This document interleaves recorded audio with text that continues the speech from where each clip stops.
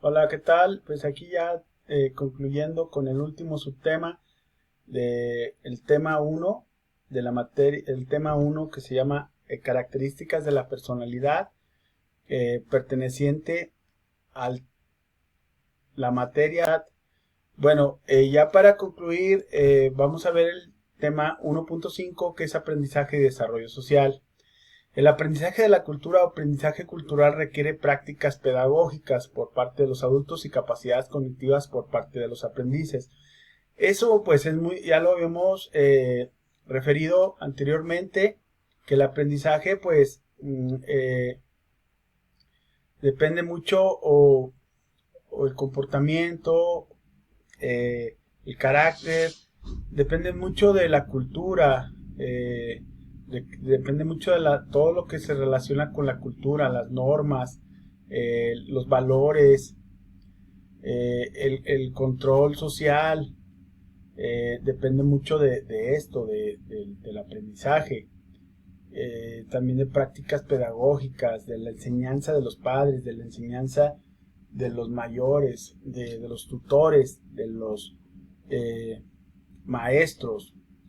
Ahora bien, esas capacidades cognitivas de las que hablábamos tienen un desarrollo a lo largo de la infancia. Nosotros tenemos ese bagaje de cognitivo, esa cognición, pero nosotros vamos desarrollándola durante la vida. Aquí vemos los procesos cognitivos de los cuales yo les hablaba anteriormente. Tenemos que tomarlos y tener que aprenderlos, que se les quede. Esto siempre lo van a ver en psicología. Los procesos cognitivos están divididos en procesos cognitivos básicos, que viene siendo la sensación, la percepción, la memoria y la atención y concentración. Eso es muy importante que ustedes lo comprendan. Y hay procesos cognitivos superiores que pues es el pensamiento, el lenguaje y la inteligencia. Los procesos cognitivos básicos son los con los cuales nacemos, ¿no? Ahora bien, los procesos cognitivos superiores también, o sea, pero esos se van a desarrollar en un plano pues, más, mm, más largo, es decir, o en un plano pues eh, no inmediato, en un plano cual pues va uno desarrollándose. Por ejemplo, los procesos cognitivos básicos, pues uno nace con ellos, ¿no? Con la percepción, con la memoria, con la atención y con la sensación. Uno los va desarrollando. Los procesos cognitivos superiores, pues esos ya aparecen en cierta edad.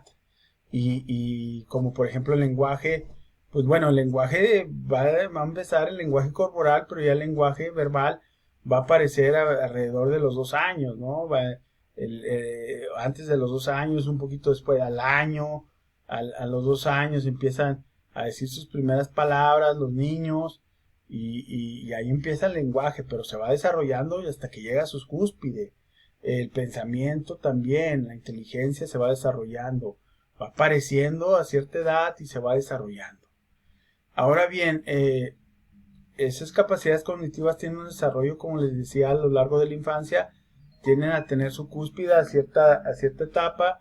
Entender ese desarrollo nos ayudará a entender mejor los aspectos psicológicos de lo que significa aprender en el seno de una cultura.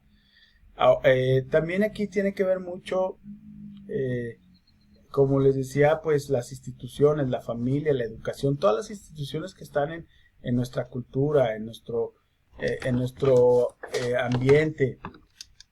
Los procesos cognitivos básicos y superiores pues fueron definidos por Lev Seminovich Vygotsky. Ahí yo creo que sí, les encargué algo sobre Vygotsky, sobre los procesos cognitivos en una actividad. Espero que pues ahí conozcan más sobre este tema, que es muy interesante. Ahora bien,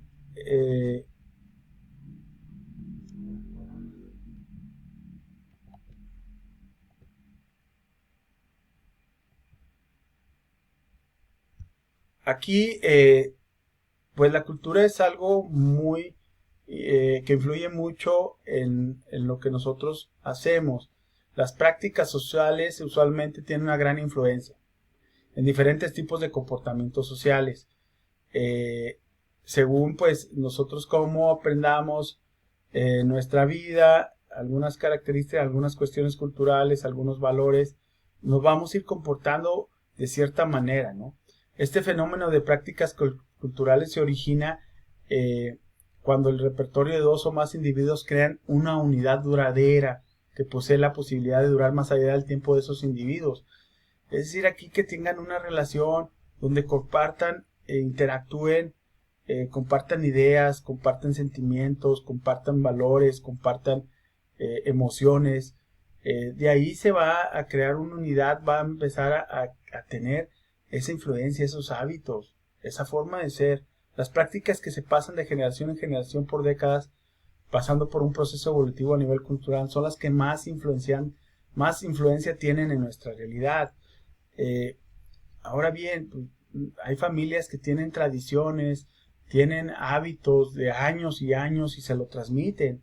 Esa interacción que tienen los grupos, llámese familia, llámese amigos, se van a ir transmitiendo, van a ir evolucionando a nivel cultural y tienen una gran influencia para lo que nosotros aprendamos o nosotros creamos.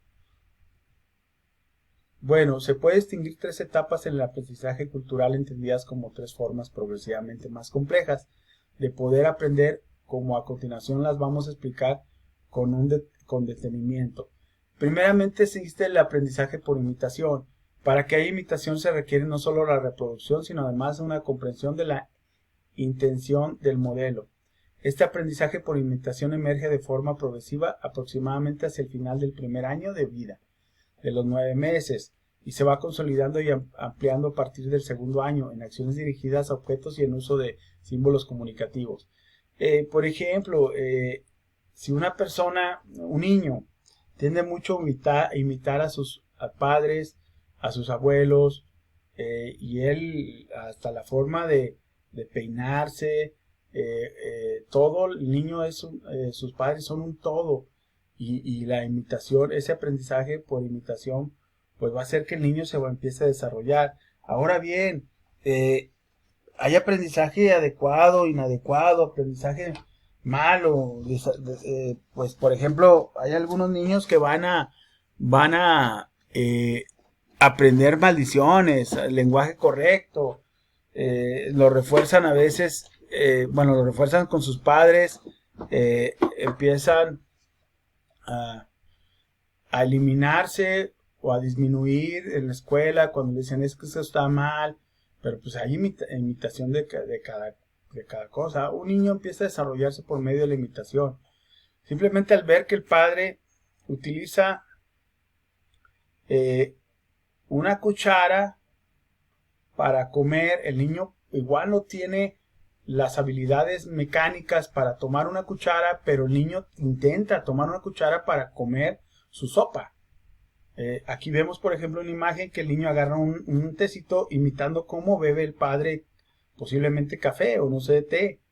El niño también lo está haciendo y de esa manera va aprendiendo. Eso es un aprendizaje muy importante. Ahora bien, aprendizaje por instrucción. Este aprendizaje es una forma más elevada que la anterior. Aquí facilita un avance sociocognitivo que surge alrededor de los 4 años. A esta edad el niño empieza a aprender que un adulto tiene determinada comprensión de una tarea, siendo capaces de compararla con la que ellos tienen.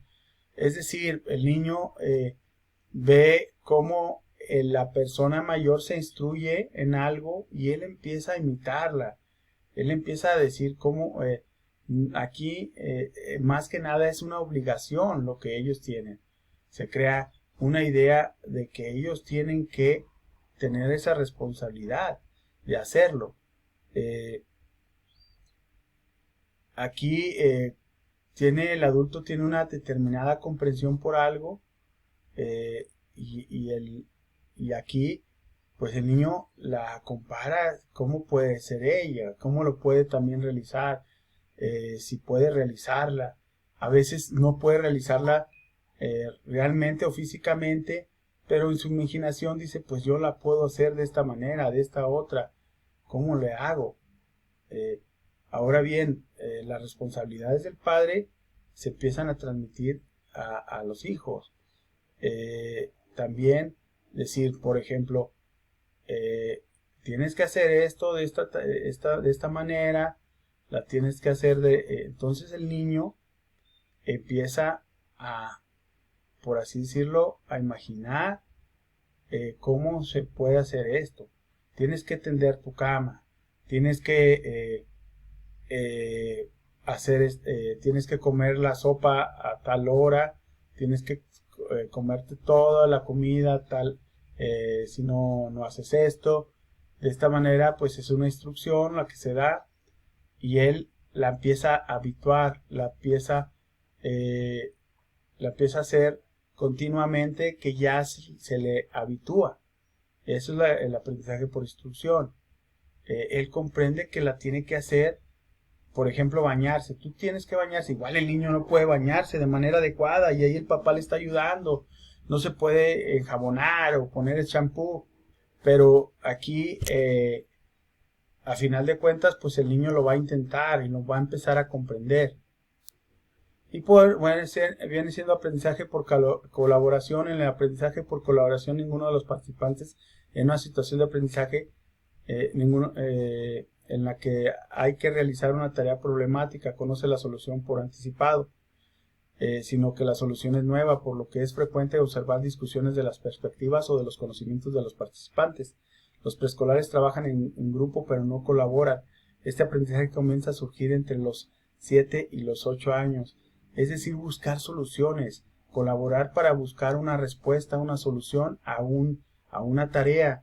Esto es muy difícil de lograr, y yo creo que es lo más difícil porque ya aquí ya no depende de pares, de dos personas, de la persona que se imita, la persona que le dice cómo hacerlo, no, aquí ya son más personas, ya son, por colaboración pueden ser dos o más, pueden ser todo un grupo como lo vemos aquí, que están ahí buscando la manera de, no sé, dibujando, buscando soluciones. De esa manera pues trabajan en equipo. De esa manera colaboran. No existe una solución, sino sugerencias para llegar a una meta. No sé si me explico. Es lo que pues se hace en grupo. Por ejemplo, ustedes van a tener más adelante una tarea que ustedes van a ver en sus actividades, donde van a hacerlo en grupo y se va a poner complicado porque pues todos tienen que llevar a una solución, a un resultado, que es entregar la tarea en forma grupal. Bueno, y por último, pues está terminando con esos aprendizajes y finalizando este capítulo, podemos decir que tanto los factores genéticos y ambientales ayudan a formar nuestro comportamiento para desarrollar nuestro aprendizaje a lo largo de la vida. Esto puede beneficiar o mermar según las circunstancias innatas o en el transcurso de nuestras vidas. Nuestro comportamiento va a cambiar para bien o para mal según lo que vayamos experimentando, según nuestro bagaje genético. Por otra parte, podemos ver en los capítulos siguientes diversas teorías, como les he comentado, desde las más inverosímiles, más fantásticas, hasta los métodos que podemos o hacemos en la vida diaria. De repente decir, ay, eso yo lo hago, ay, en esta teoría, en este enfoque, pues yo no sabía, pero yo lo hago frecuentemente. Y no sabemos que han sido estudiados, que ya existen. Dichas teorías nos podrán ayudar a comprender las características de la personalidad, así como también podrán complementarse con otras materias. Aquí pues es importante que hayan entendido este tema, porque de aquí vamos a partir ahora sí que a los enfoques en sí. Es importante que tengan un glosario. Yo les voy a encargar un glosario a veces de conceptos, para que ustedes empiecen a relacionarse con esas palabras que son propias de la psicología, esos conceptos como cognición, como emociones, como personalidad, como temperamento, como carácter, como comportamiento. Entonces, pues aquí finalizamos con nuestro capítulo. Esta es la bibliografía, como les digo, en cada